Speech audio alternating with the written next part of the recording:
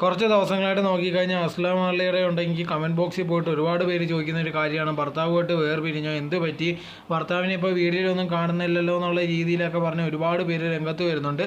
അങ്ങനെ ഇരിക്കുന്ന സമയത്താണ് അസ്ലം ഉണ്ടെങ്കിൽ ഒരു വീഡിയോ ചെയ്തിട്ടുണ്ടായിരുന്നു. അതിനകത്ത് പറഞ്ഞൊരു കാര്യം എന്ന് പറഞ്ഞാൽ, ഞാനും ഭർത്താവുമായിട്ട് ഒരു പ്രശ്നവും ഇല്ല, ഞങ്ങൾ ഇപ്പോഴും ഒന്നിച്ച് തന്നെയാണ് നിൽക്കുന്നത്, വീഡിയോയിലുണ്ടെങ്കിൽ വരുന്നില്ലെന്നേ ഉള്ളൂ, ജോലി തിരക്കൊക്കെയാണ് ഭർത്താവിന്, അതല്ലാതെ നിങ്ങൾ വിചാരിക്കുന്ന കണക്ക് ഒരു പ്രശ്നവും ഇല്ലെന്നുള്ള രീതിയിലായിരുന്നു പറഞ്ഞിട്ടുണ്ടായിരുന്നത്.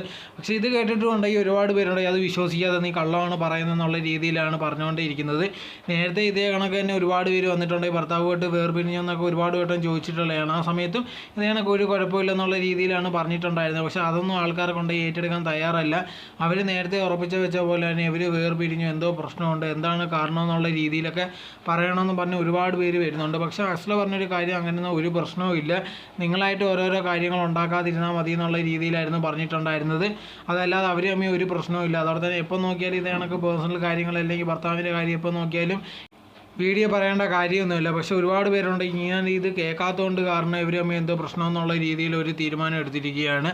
അതാണ് പിന്നെ ആൾക്കാർ വന്നിട്ട് ഒരുപാട് പേര് ചോദിക്കുന്നുണ്ട്, ഇത് കണക്ക് നിങ്ങൾ വേർപിരിഞ്ഞോ, എന്ത് പറ്റിയെന്നുള്ള രീതിയിലൊക്കെ.